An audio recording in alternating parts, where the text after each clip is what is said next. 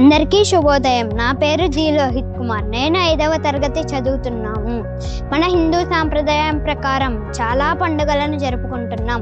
దానిలో ఒకటైన కృష్ణాష్టమి గురించి ఈరోజు తెలుసుకోబోతున్నాం. సృష్టికర్త అయిన శ్రీ మహావిష్ణువు బ్రహ్మాండాన్ని ఉద్ధరించడానికి శ్రీకృష్ణుడిగా 8వ అవతారం జన్మించిన కృష్ణ జన్మాష్టమి, గోకులాష్టమి లేదా అష్టమి రోహిణి అని పిలుస్తారు.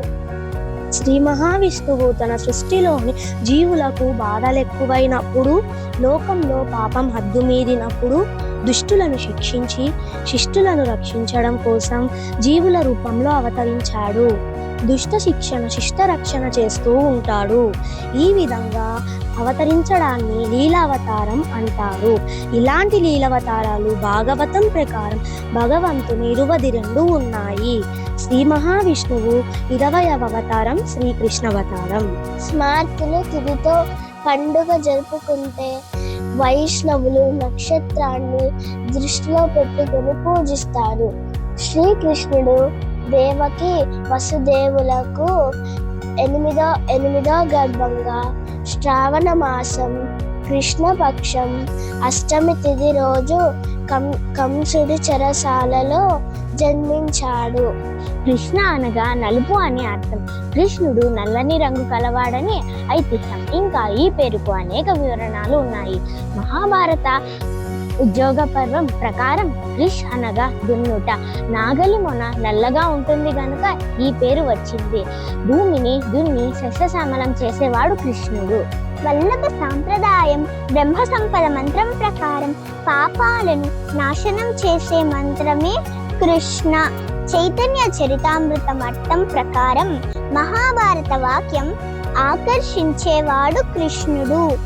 భాగవతం ఆత్మరామ శ్లోకంలో కూడా ఈ భావం చెప్పబడింది. విష్ణు సహస్రనామం 57వ పేరుగా వచ్చిన కృష్ణ అనగా సచ్చిదానంద స్వరూపమును సూచించినది అని ఆది శంకరాచార్యుడు వివరించాడు. ఇంకా కృష్ణుకి గోవిందుడు, గోపాలుడు, వాసుదేవుడు వంటి అనేక నామాలు ఉన్నాయి. విఠోబా, జగన్నాథుడు పేర్లు కొన్ని ప్రాంతాలలో లేదా సాంప్రదాయాలలో ప్రాచుర్యం కలిగి ఉన్నాయి.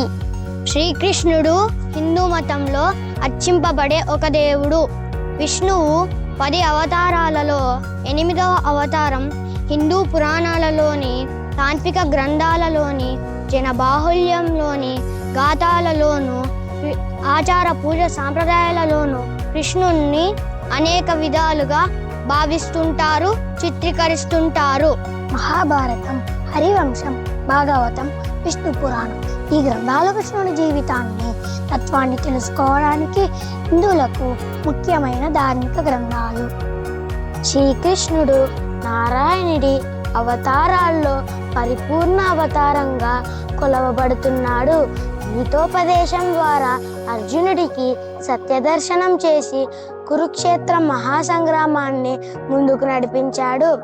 ఆ విధంగా భగవద్గీతను లోకానికి ఉపదేశించి శ్రీకృష్ణుడు జగద్గురు అయ్యాడు.